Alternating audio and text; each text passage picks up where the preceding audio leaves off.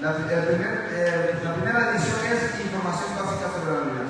¿Qué significa la Biblia? Si no tiene lapicero, aquí tengo dos lapiceros para que si usted quiere ir respondiendo. ¿Nadie quiere lapicero? Todos tienen. Qué bueno, ya venía preparado para responder. Si no quiere anotar, no se preocupe, hermano. Más adelante, si usted quiere, puede ir llenando, ¿verdad? Si no alcanza a anotar, y recuerde, en el canal de YouTube usted puede ir viendo, poniéndole pausa y llenando el libro. Pero también si usted dice, ay, no me gusta llenar, está bien, no se preocupe, lo importante es que usted reciba la palabra y reciba el estudio. Pero lo que quiera escribir, pues haga, ¿verdad? Bien, entonces, ¿qué significa la palabra Biblia? Ahí hay tres renglones, ¿verdad? Para llenar. En el primer renglón para usted significa biblión del griego. Así, esa es la primera respuesta en la primera línea. Significa biblión. Viene del griego biblión. ¿Ok? Y luego significa colección de libros breves. La otra línea, colección de libros breves. O sea que la Biblia es una colección de libros. Es un libro santo, pero es un libro que contiene una colección de libros pequeños o libros breves. Y la otra respuesta es significa las escrituras. La palabra Biblia también significa las escrituras. Esas tres respuestas. Entonces, cuando usted le haga esa pregunta, ya tiene tres respuestas. Aparte de la primera y la más básica que nos dio la hermana Silvia, que la Biblia es la palabra de Dios. Y viene del griego biblión, y que significa colección de libros pequeños y que también significa las escrituras. ¿Tienen que rápido conmigo? ¿Ven? No tiene nada, ¿verdad? ¿Quiere uno? Ya tiene uno todavía, hermano.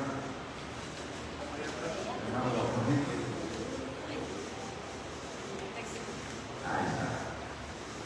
Bien. Ya es la respuesta del literal B. ¿Cuáles son las dos divisiones principales de la Biblia? Todos lo sabemos, ¿verdad? ¿Cuáles son las dos principales divisiones de la Biblia? Antiguo y Nuevo Testamento. Ya me respondieron todos, ¿verdad? Antiguo y Nuevo Testamento.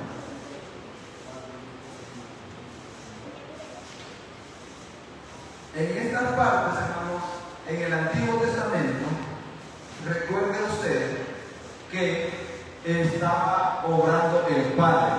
Recuerde usted que la Iglesia Asamblea de Dios y los evangélicos creemos en el Padre, en el Hijo y en el Espíritu Santo. Un solo Dios que actúa en tres diferentes personas, pero es un Dios. No tenemos tres dioses. ¿Cuántos dioses tenemos? Uno. Pero que actúa en tres diferentes personas. La persona del Padre actuó en el Antiguo Testamento. Si usted se da cuenta, cuando Dios le habla a Adán, no fue el Espíritu Santo, no fue Jesús. Estaba actuando ¿quién? El Padre. Entonces en el Antiguo Testamento actúa el Padre y habla directamente a los profetas, a los patriarcas, a los hombres de Dios, directamente. Amén. Pero ya en el Nuevo Testamento ya está la acción del Hijo.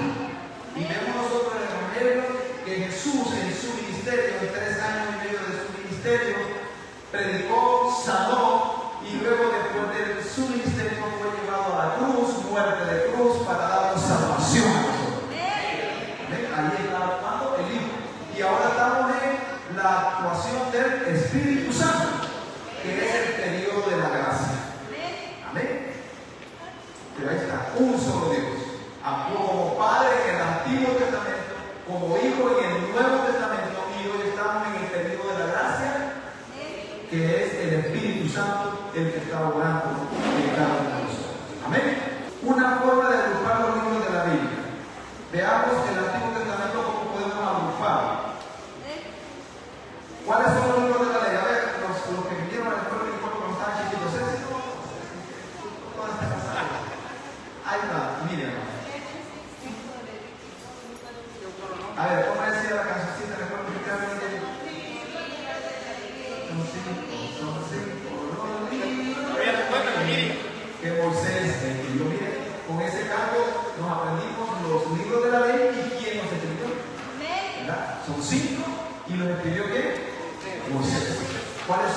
Responda ahí en la línea que dice el libro de la ley: Génesis, Éxodo, Levíticos, Números y Deuteronomio. 5 libros de la ley. ¿Y por qué se le llama de la ley? Porque ahí está toda la ley de Moisés, toda la ley que Dios le dictó a Moisés. Amén. Por eso se llaman los libros de la ley. No hay otros libros que encierren ley. Sí hay promesas para nosotros. Desde el Génesis hasta el Apocalipsis hay promesas para todos nosotros. Pero la ley en el tiempo antiguo está dictada en esos 5 libros, que los judíos le llaman la Torá. Los 5 libros de la ley es la Torá. Los judíos, solamente esos 5 libros son los que ellos prácticamente le mandan en su quehacer diario. Todo lo que está en los 5 libros de la ley, ellos lo deben de cumplirlo al pie de la ley. Porque para ellos Jesucristo no es el Mesías. Y ellos están todavía viviendo bajo la ley. ¿Estamos? Seguimos. Los libros históricos van desde Josué hasta Esther. Usted puede decir desde Josué hasta Esther. Y usted puede verlo ahí en el principio de la Biblia. Al inicio de la Biblia está la división de los libros. Los que tienen Biblia pueden ir ahí. Mira, ahí dice Antiguo Testamento, y donde empiezan los libros históricos, y vamos mencionando Josué, Jueces, Ruth, Primera de Samuel, Segunda de Samuel, Primera de Reyes, Segunda de Reyes, Primera de Crónicas, Segunda de Crónicas, Esdras, Nehemías y Esther. ¿Cuántos libros salieron? Contémoslos. 1, 2, 3, 4, 5, 6, 7, 8, 9, 10, 11, 12. 12 libros de la ley. Perdón, 12 libros históricos. La misma palabra lo dice: historia. Amén. Los libros históricos, porque encierran la historia. El libro de los Jueces describe la historia del pueblo de Israel cuando entra a la tierra prometida, conquistar la tierra prometida con Josué. Los libros de los Jueces es cuando no habían reyes todavía, los jueces eran los que dirigían al pueblo. Dios llamaba a un juez y lo ponía, y luego se dan toda la historia de los jueces. A ver, ¿algunos de ustedes se recuerdan de algunos nombres de los jueces de Israel? Sansón, Gedeón, y una mujer que se menciona en el libro de los Jueces, Débora, para que vean las hermanas que también las mujeres. Amén. Entonces ahí está el libro de los Jueces, y así siguen los libros siguientes: Ruth, Primera y Segunda de Samuel, Primera y Segunda de Reyes, Primera y Segunda de Crónicas.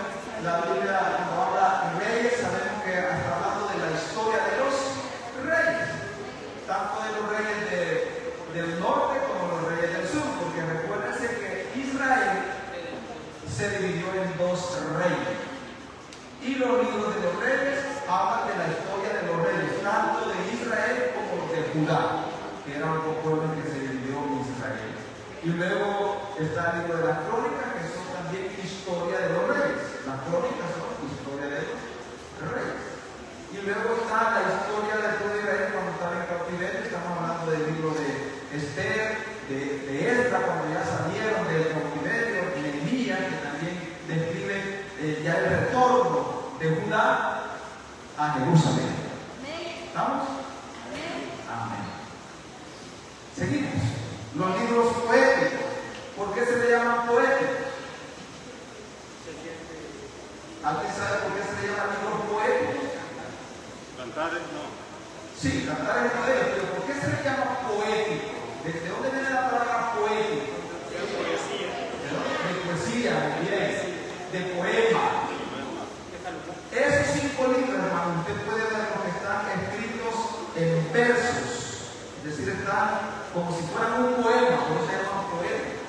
Si usted empieza a leer el libro de Job, se puede dar cuenta que los primeros 2 capítulos están escritos así seguiditos, como una historia. Pero en el capítulo 3 empiezan las divisiones y van como cortaditos. Y usted puede ver el libro de los Salmos que tiene bastantes divisiones. No está escrito como seguidito como los demás libros. ¿Por qué? Porque es un poema. La mayoría de los salmos son cantos poéticos escritos por cada uno de los salmistas. El libro de Proverbios no se diga, escrito por Salomón, es una poesía.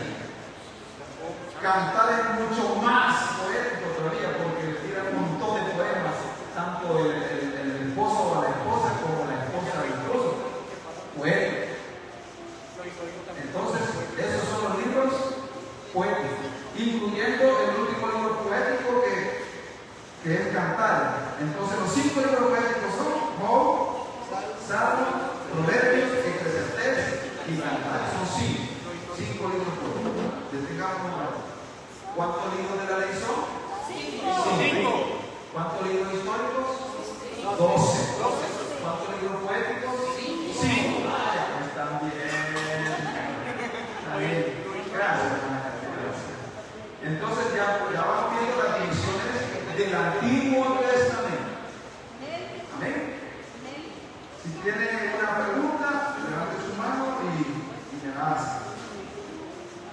Ahora vamos con los libros proféticos. La misma palabra lo dice, profético, porque hay profecía.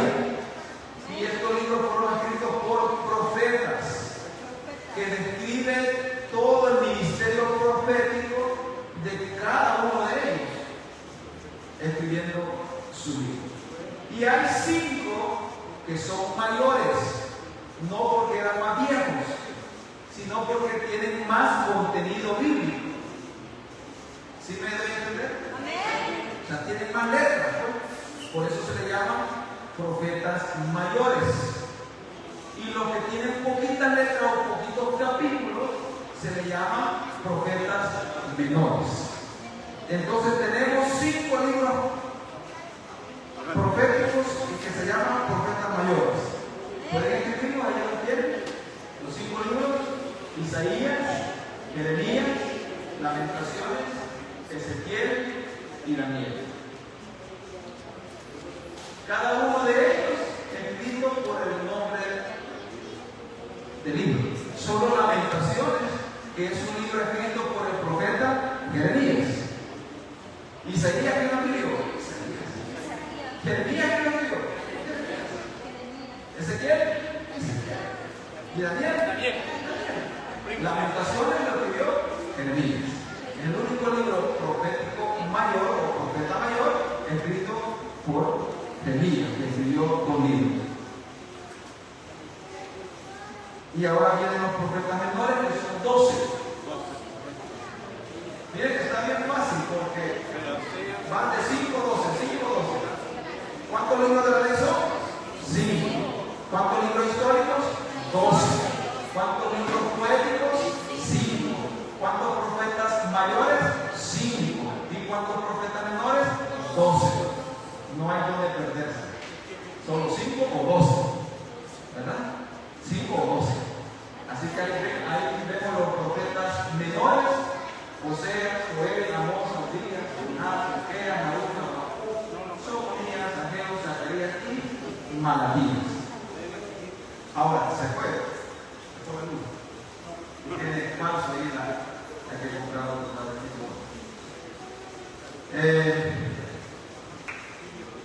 con este profeta, el profeta Malaquías, que se cree que fue el último libro que escribió un profeta antes de la venida de Jesús. Amén. Malaquías. Ahora, de Malaquías hasta el primer libro del Nuevo Testamento pasaron 400 años que no hubo inspiración del Espíritu Santo. Oiga bien lo que digo. No hubo inspiración del Espíritu Santo. Quiere decir que todos estos libros que hemos hablado del Antiguo Testamento, todos fueron inspirados por el Espíritu Santo. Pero en estos 400 años, desde Malaquías hasta Mateo, no hubo escritura inspirada por el Espíritu Santo. Pero existieron otros libros escritos en esos 400 años, pero como no fueron inspirados por el Espíritu Santo, la Septuaginta, que más adelante posiblemente hablemos de eso, que fue un grupo de 70 hombres que clasificaron la Biblia, apartaron 66 libros que fueron escritos o fueron inspirados por el Espíritu Santo. Hubo un grupo de teólogos que no quisieron separar los libros apócrifos. Apócrifo significa no inspirados. ¿Cuántos han leído la Biblia católica? Ni la evangélica. Hermano Amado ha leído la Biblia católica. Hermano Pedro también. Hermano Pedro también, aquí el joven Josué. Josué tiene 2 libros apócrifos. Macabeos 1 y 2, hay 2 Macabeos. Vaya, me dice 2. Macabeos 1 y Macabeos 2. Hermano Pedro, otros 2 libros apócrifos.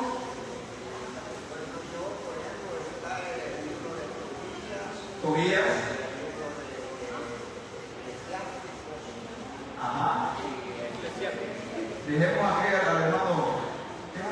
Hermano, ¿sabe el libro apócrifo? Solo se acuerda del libro por ahí. El libro de la sabiduría. Muy bien.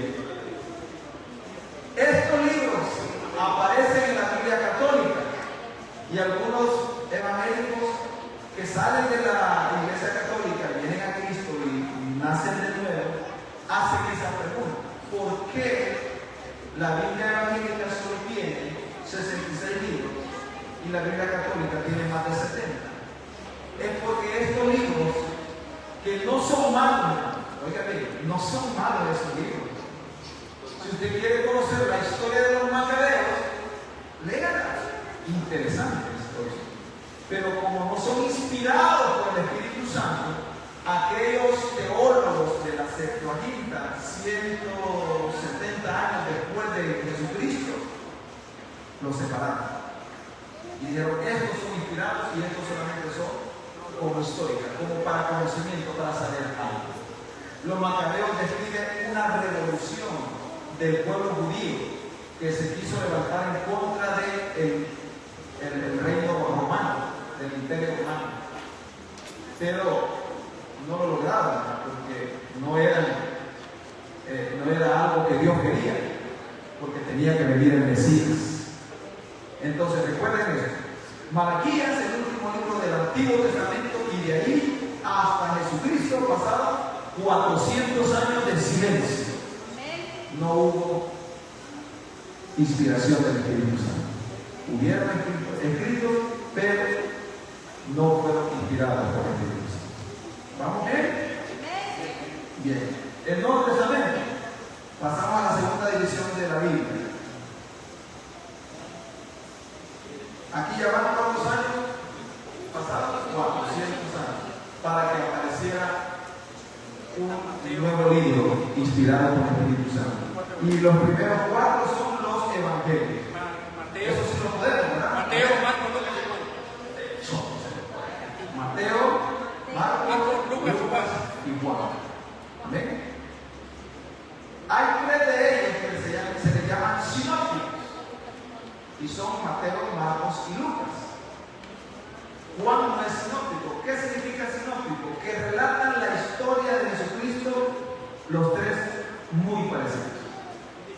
Si usted va a Mateo, va a encontrar lo que está en Mateo, está en Marcos y está en Lucas. Si usted va a Lucas y lee algo que está en Lucas, se da cuenta que aparece también en Marcos y aparece en Mateo, porque son sinópticos, es decir, cuentan la historia de Jesucristo desde su perspectiva. Amén. Por eso a veces aparece la historia del milagro de los peces, aparece en los 3 evangelios. Amén. Y quizás alguna de las historias de Mateo, Marcos y Lucas no aparece en Juan, porque Juan es un libro escrito por el discípulo Juan, que era el discípulo discípulo amado. Y él cuenta su historia desde su interior. Por eso no es sinóptico, porque los otros tres son más históricos que salidos del corazón. No sé si me voy a entender. Pero los cuatro son inspirados por el Espíritu Santo. Amén. Entonces tenemos los evangelios, que son cuatro. Y ahí aparece el primer libro histórico del Nuevo Testamento, que es el libro de los Hechos. Fíjense que este libro, el libro histórico del Nuevo Testamento, que es el libro de los Hechos, no debería llamarse Hechos de los Apóstoles, porque así se llama, Hechos de los Apóstoles. Escrito con la intención de que los lectores conozcamos la historia de la iglesia. Pero si usted lee todo el libro de los Hechos, prácticamente no es la historia de la iglesia, sino que son los hechos del Espíritu Santo. Amén. En el libro de los Hechos, el que habla ahí es el Espíritu Santo. Cuando dicen apártenme a Pablo para esto, Pablo tiene que ir a tal lugar. ¿Quién decía que tenía que ir a este lugar? ¿Quién era el que escogieran a este? Era el Espíritu Santo. Entonces debería llamarse Hechos del Espíritu Santo. Pero se llama Hechos de los Apóstoles, porque ahí está todo lo que los apóstoles hicieron inmediatamente después de que Jesucristo ascendió a los cielos, ¿verdad? Ya resucitado, en el capítulo 1 vemos nosotros que el Espíritu Santo fue dejado y Jesucristo fue ascendido a los cielos. Entonces, el primer libro histórico, el único libro histórico del Nuevo Testamento, ¿cuál es? Hechos de los Apóstoles. Vamos ahora con las epístolas. Las epístolas paulinas son 13 y las generales son 8. Romanos. Y todas las paulinas, ¿por qué se llaman paulinas? Exactamente, fueron escritas por el apóstol Pablo. Son 13. Y ahí está, desde Romanos hasta Filemón. Y van seguidas. Y usted las puede memorizar ahí en el índice de su Biblia, desde Romanos hasta Filemón. ¿Ven? Las podemos escribir, si usted quiere anotar, y si en su casa lee el índice de la Biblia y las pasa a su Biblia. Pero las escribimos en Romanos, Primera de Corintios, Segunda de Corintios, Gálatas, Efesios, Filipenses, Colosenses, Primera de Tesalonicenses, Segunda de Tesalonicenses, Primera de Timoteo, Segunda de Timoteo, Tito y Filemón, 13. Todas escritas por Pablo, por eso se llaman paulinas. Y luego tenemos las generales, que empiezan desde Hebreos. Santiago. Hebreos es la única carta general o epístola general que no se tiene a ciencia cierta el saber quién la escribió. Algunos dicen que fue Pablo, otros dicen que fue Lucas, y es lo que más se cree, que fue Lucas, porque empieza a hablar ahí de un primer escrito, y el primer escrito de Lucas fue el Evangelio de Lucas. Y dice ahí, en mi primer escrito, oh amado Teófilo o algo así dice, y se está refiriendo prácticamente a Lucas, es lo que creemos todos. Así que ahí está la primera carta general a la de Hebreos, que se cree que fue escrita por Lucas. Santiago, ¿qué le escribió? Santiago. ¿Y Pedro? El hermano Pedro. Primera y segunda de Pedro. ¿Y Juan? Quédate con Juan, primera, segunda y tercera de Juan. Y Judas, le escribió Judas, pero no el Iscariote, sino que es otro Judas, ¿verdad? Judas el celote, creo que era. Y luego tenemos el último libro de la Biblia, que es Apocalipsis. Que la palabra Apocalipsis significa revelación. Así que si usted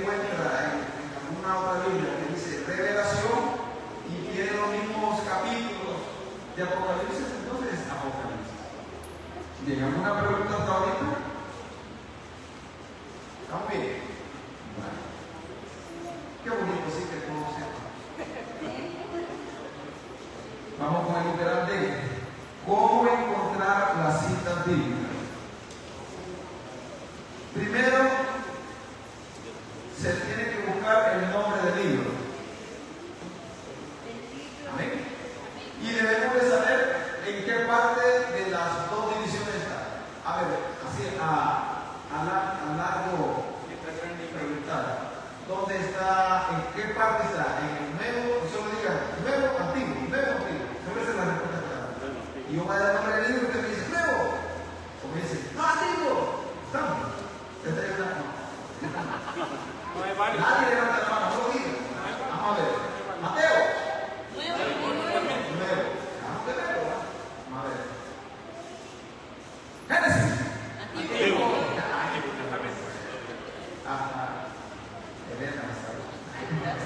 Vamos a ver. Proverbios. Antiguo. Bien. Apocalipsis. Nuevo. Eso es lo primero que debemos de saber al buscar una cita bíblica. ¿En cuál está? Si está en el Nuevo o está en el Antiguo. Si yo digo, vengo aquí a predicar, hermano, busque Hebreos. ¿Dónde van a buscar? En el Nuevo Testamento. Porque ya aprendimos que está en el Nuevo. Entonces nos vamos primero a buscar el Nuevo Testamento. Y empezamos a buscar el libro, el nombre del libro. Y como una carta general sé que va a estar casi al final de la Biblia. Porque es una carta general. Si es una carta paulina, va a estar en medio del Nuevo Testamento. En medio del Nuevo Testamento. ¿Estamos claros cómo vamos a empezar a encontrar una cita? Primero debemos de saber si está en el Nuevo o en el Antiguo. Luego buscar el libro y luego buscar el número grande que es el capítulo. Vean su Biblia y se va a dar cuenta usted que hay un número grandote. El número grande es el capítulo. Amén. Vean ahí si hay números grandotes en su Biblia. Hay números grandotes. Ese es el capítulo. ¿Estamos? ¿Qué vamos a buscar primero? Si está en el Nuevo o en el Antiguo. Luego vamos a buscar el nombre del libro. Luego vamos a buscar el capítulo. ¿Qué es el capítulo? El número grandote. Y luego el versículo es el número chiquito. Vamos a ver. Que no participe la Ceci y mi hermana Miriam. Vamos a ver. Vamos a buscar todos. Isaías capítulo 51. ¿Qué va a buscar? ¿Dónde está Isaías? Antiguo. Busquen en el Antiguo Testamento el libro. Isaías 51. Primero busquen si está en el Nuevo o en el Antiguo. ¿Dónde está? En el Antiguo. Busquen en la parte primera de la Biblia. Y luego busquen el número grandote 51. Usted ha encontrado el capítulo 51 de Isaías. ¿Estamos bien cómo vamos buscando? Amén. Oídme los que seguís la justicia, los que buscáis a Jehová, mirad las piedras de donde fuiste cortados y el cuerpo de la cantera de donde fuiste arrancado. Vean ustedes el numerito chiquito, el número 2. ¿Cómo empieza el número 2? Mirad. Ese número chiquito es el versículo. Amén. Ese número chiquito es el versículo. Entonces ahora le voy a decir, léate Isaías 51:6. Todos lean. Empiezan a alzar a los cielos vuestros ojos. ¿Se dan cuenta que es fácil de encontrar? Cuando ya hemos recibido una invitación. Primero hay que ver si está en el Antiguo o en el Nuevo, luego buscar el nombre del libro, luego el capítulo que es el número grandote y luego el versículo que es el número chiquito. Y ya. Qué bonito, ¿verdad? Ahora ya no van a andar tanto ahí. Como dice en el Antiguo Testamento. Ya no van a andar buscando Génesis ahí al final. Porque ya saben dónde se van a quedar. Qué bueno. Así nos pasó a todos, hermano. No crean que todos nacimos sabiendo dónde estaban los libros. No, hermano. Todos tuvimos que aprender en el camino. Así que sigamos aprendiendo. Estamos entonces, y ahí están algunos ejemplos que ya se encuentran en este campo. ya vimos entonces cómo está la nomenclatura bíblica. Ahora, hay algunos libros que tienen primera y segunda. Entonces usted debe tomar en cuenta eso. ¿Cuál es la primera o la segunda? Por ejemplo, algunos hermanos pasan a decir que hermanos busquen en Corintios. Y los que ya saben, dicen en cuál de las cartas, en la primera o en la segunda. Porque Corintios tiene dos. Entonces, cuando uno va a decir una cita bíblica de un libro o de una carta que tiene dos, tiene que decir primera o tiene que decir segunda. Amén. Bien, ahora vamos a la parte número 2. 5 formas para asirnos de la palabra de Dios. Esto es muy importante. Ponga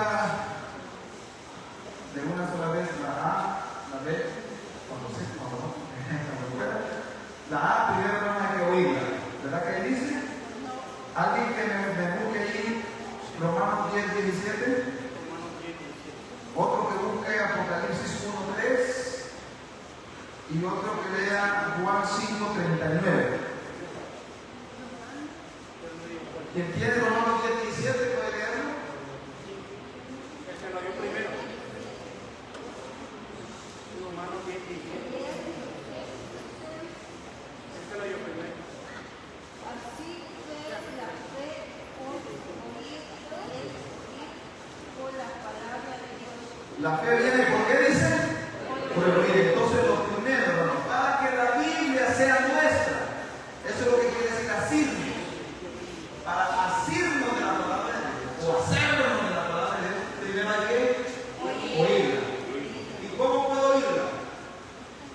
¿A través de quién? De un predicador. Esa es la respuesta de la línea que está ahí, a través de la predicación. Pero la predicación puede ser aquí, puede ser a dónde más. ¿A dónde voy en predicación? En el parque, en la radio, en la televisión y ahora en YouTube, en el teléfono, ¿verdad? Oigamos más predicaciones que otras. Porque nuestra fe se hace fuerte cuando oímos la palabra de Dios. Amén. Por eso es necesario que si en casa no oímos predicaciones, es necesario congregarnos, porque aquí venimos a oír palabra de Dios. Y nuestra fe se hace más fuerte cuando oímos la palabra de Dios. Otra forma de que la palabra de Dios sea nuestra es a través de la lectura de la palabra de Dios. Apocalipsis 1:3. Vamos a tiempo. Bienaventurado el que lee y los que oyen la palabra de esta profecía y guardan las cosas en ella y se perfectan, porque el tiempo está cerca. Bienaventurados los que leen y que guardan las palabras de esta profecía. Bienaventurados, felices. Al extremo significa bienaventurado. Feliz 3 veces. ¿Usted ha estado feliz alguna vez? Multiplique eso por 3. Eso es bienaventurado. Felices 3 veces. El que la lee. Entonces, leerla. La respuesta ahí, ¿de qué forma puedo leer la palabra de Dios? Dedicar un tiempo para su lectura. Sí, es sencillo, está la respuesta. Dedicando todos los días un tiempo para leerla. Felicito a las mujeres que todavía están leyendo la Biblia. Y las que no, pueden continuar. Si se quedaron, continúen.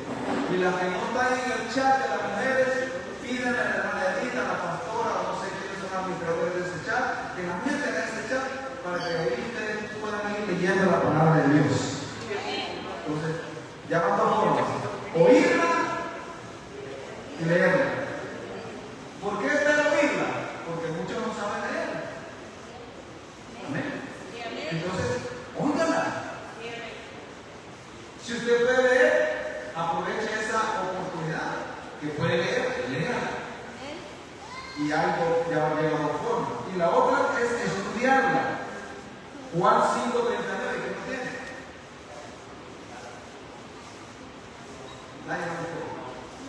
Juan 5:39. Ya va a aparecer el Muy bien.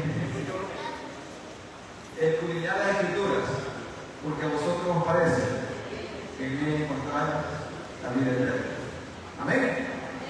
Hay que estudiar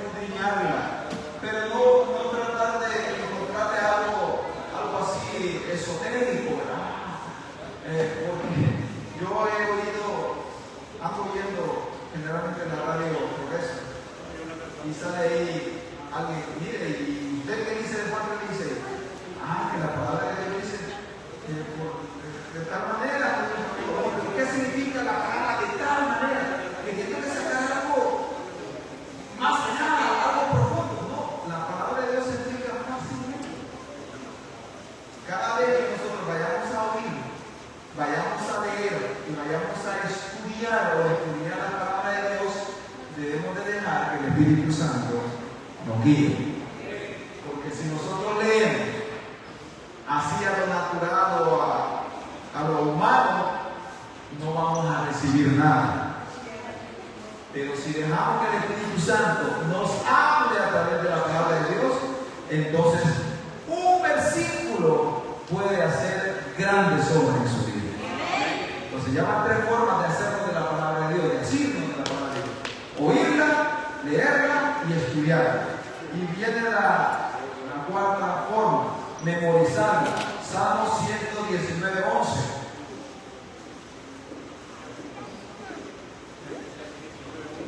Salmo 119, 11. Ahí tiene la respuesta ya.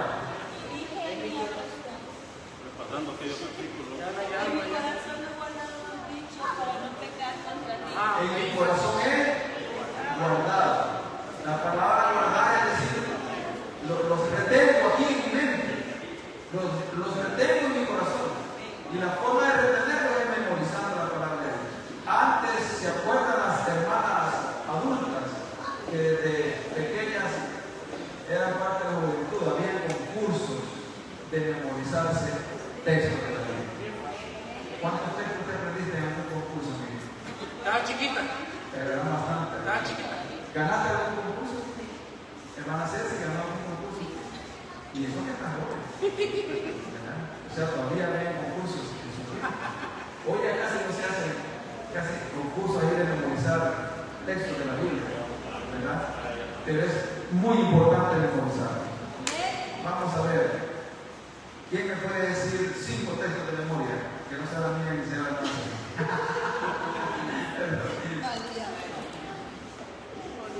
Hermano, hacer.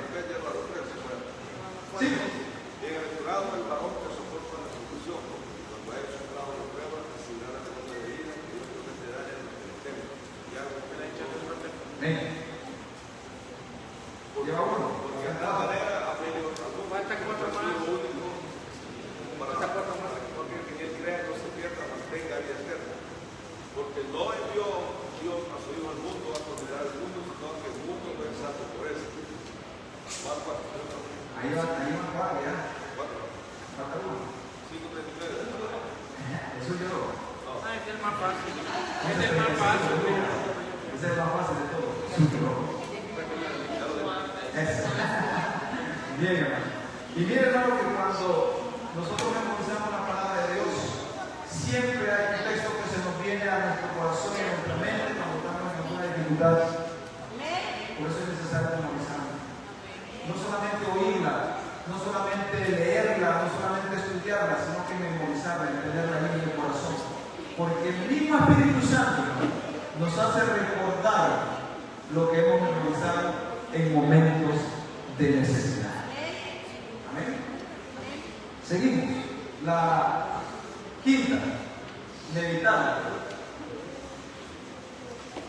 Salmo 1, 2 y 3. ¿Qué significa meditar la palabra de Dios? Sacar las verdades para que mediten. Salmo 1, 2 y 3. De memoria no pueden algunos. Bienaventurado el varón que no tuvo Bienaventurado el varón que no tuvo y se ha aceptado y se ha sino que la ley de Jehová medita de día y de noche. Medita de día y de noche. Amén. Como dice, medita Meditar. de día y de noche. Es decir, no solamente la oye, la lee, la memoriza, la estudia, sino que también la medita. Y espera que el Espíritu Santo le hable. Eso es meditar en la palabra de Dios. que a través de la palabra de Dios el Espíritu Santo me hable. No solo, ya voy a hacer Isaías, panadita. Ya voy aquí por Malaquías, ya llegando al Nuevo Testamento. Pero ha dejado que el Espíritu Santo le hable en esa lectura. Algunas sí, quizás algunas no. Ahora, si no ha permitido que el Espíritu Santo le hable, si usted no ha meditado en la palabra de esa lectura, ahora lea un poquito más y deje que el Espíritu Santo le hable en cada lectura. Porque no solamente leerla por leerla, hay que meditarla. Amén. Exactamente, porque ahí viene la acción del Espíritu Santo. Amén. ¿Qué hará la palabra de Dios por mí? Primera respuesta, me ayudará a crecer espiritualmente.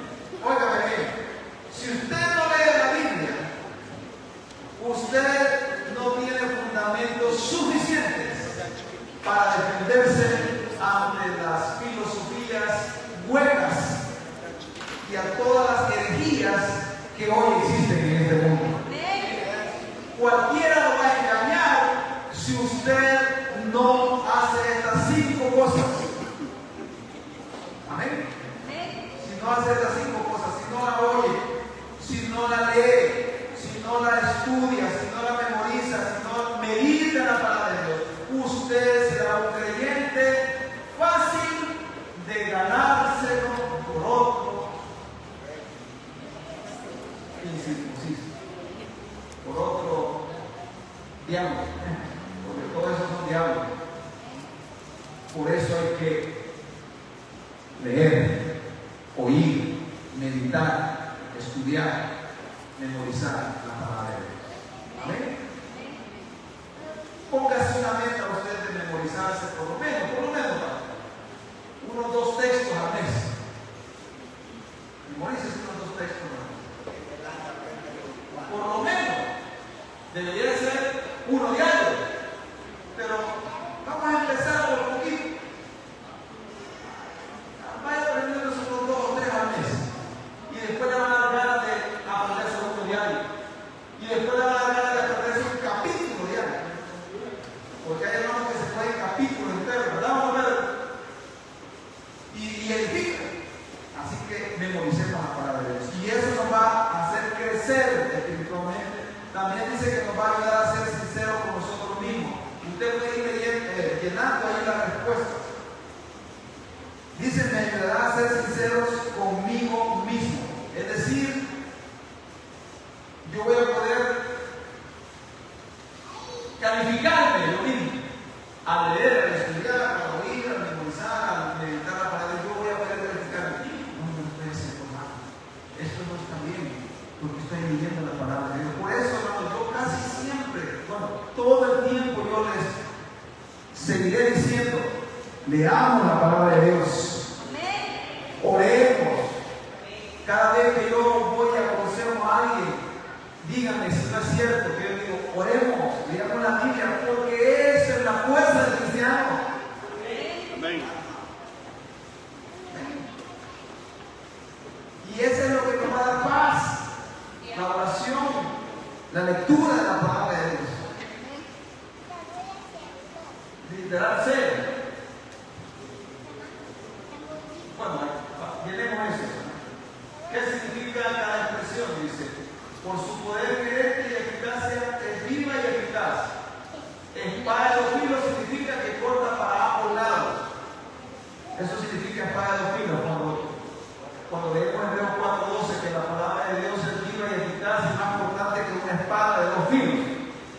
Y penetra en lo más profundo del cuerpo.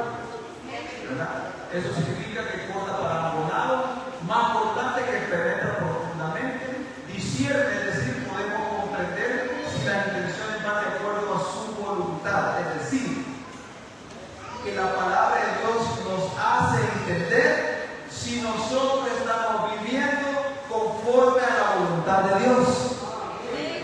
¿Cómo va a saber usted si lo que está haciendo le agrada a Dios o usted está actuando conforme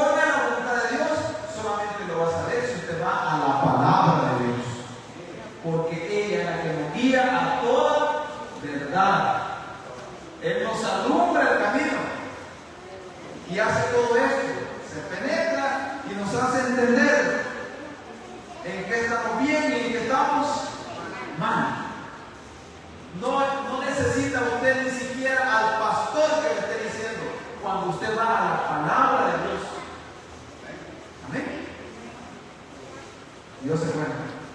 Amén. Me capacitará para toda buena obra. En 2 de Timoteo 3:16, ya sabemos cómo encontrar, ¿verdad? ¿Dónde está Timoteo? En el nuevo. 2 de Timoteo 3:16 y 17, si alguien lo lee, ya lo tiene sano. ¿No tiene sano? Toda la escritura es inspirada por Dios y útil para enseñar, redigir, para corregir, para instruir en justicia, a fin de que el hombre sea perfecto, eternamente preparado para toda buena obra. Hay dos palabras, perfecto y preparado. ¿Por qué dice que toda la escritura lleva ese fin, que nosotros seamos perfectos? Porque, amado hermano, usted y yo debemos de procurar ser semejantes a Jesucristo. Porque Jesucristo es perfecto. Por eso dice la palabra de Dios que esa es la intención de la Biblia, la intención de la palabra, de las escrituras, es que se formen hombres y mujeres perfectos. Perfecto significa a imagen de Dios o semejantes a Dios. ¿Y preparado para qué? Para hacer cosas buenas, para buenas obras. Pero recuerde usted que las buenas obras no nos van a salvar. Por más que le demos dinero al pobre, por más que lo listamos, por más que hagamos esto o lo otro, eso no nos va a salvar. Pero sí es necesario hacerlo. ¿Y cómo vamos a poder hacer buenas obras sin esperar cielos salvo por ellas? A través de la palabra de Dios. Porque la palabra de Dios nos enseña a hacer buenas obras, pero no a depender de ellas. Porque dependemos de quién? De Jesucristo. No de lo que hacemos, sino por la obra de Jesucristo en la cruz del Calvario. Amén. Literalmente, renovará mi mente. Romanos 12:2. Si alguien lo tiene, si no, yo les ayudo. Romanos 12:2. Lea. No os conforméis con la descripción de transformado por medio de la renovación de nuestro entendimiento para que comprobéis cuál sea la voluntad de Dios, agradable y perfecta. Muy bien. Mire, ya no vamos a conformarnos a ser como la gente de este mundo, a leer la palabra de Dios. Porque sepa usted que el tema principal de la Biblia es la salvación del hombre. Y a través de la palabra de Dios nosotros podemos entender qué es lo que debemos de cambiar, transformarnos. Amén. A través de la palabra de Dios. Y a través de la palabra de Dios también podemos cambiar nuestra forma de pensar. Y también conocemos la voluntad de Dios. Ya lo habíamos dicho, ¿no? No podemos conocer la voluntad de Dios si no leemos la Biblia. O si usted quiere saber cuál es la voluntad de Dios, hay que leer la Biblia. Literal, me ayudará a tener éxito en la vida. Josué 1:8.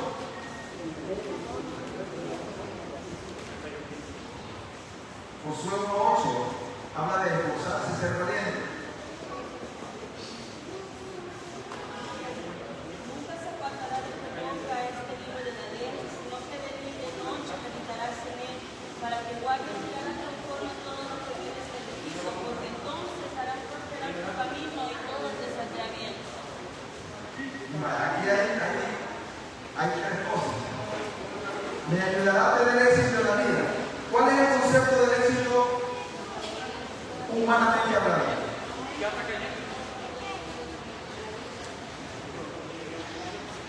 ¿Cómo calificamos nosotros el éxito en esta vida? Cuando vemos que a alguien que tiene dinero, tiene carro, tiene casa, uno dice, ese hombre es exitoso. Pero eso es humanamente hablando. Entonces, la respuesta en la primera línea que dice cuál es el concepto del éxito: estabilidad económica, fama, buenas cosas, salud, siempre es exitoso. Pero el número 2, ¿cuál es el concepto bíblico del éxito? Que tiene sabiduría, que tiene paz espiritual. Eso es éxito para nosotros. ¿Quién me va a dar paz a mí? ¿O a través de qué Dios ha dejado para que nosotros encontremos paz? Su palabra. ¿Sabe usted que el personaje principal de la Biblia se llama Jesús? Jesús está desde el Génesis hasta el Apocalipsis. Oiga bien, el personaje principal de la Biblia se llama Jesús.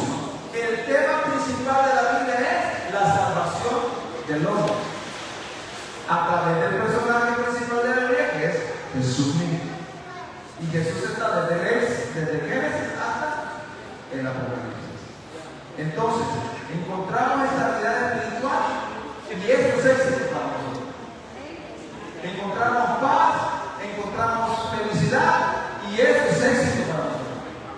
Amén. Y el número 3, ¿qué debo hacer para alcanzar el éxito? Dejarme dirigir por la palabra de Dios. ¿Quiere tener éxito?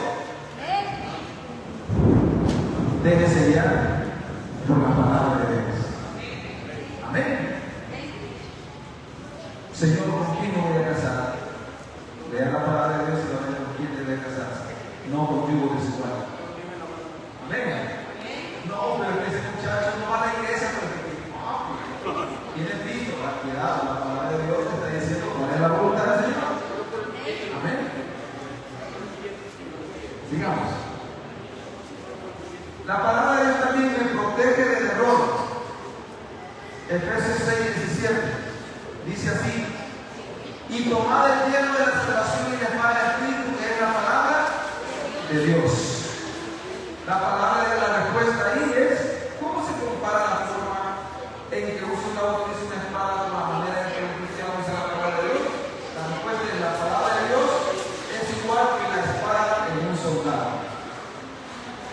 A ver, ¿para qué se usa la espada? ¿Para qué usa la espada un soldado? ¿Para defenderse o para atacar?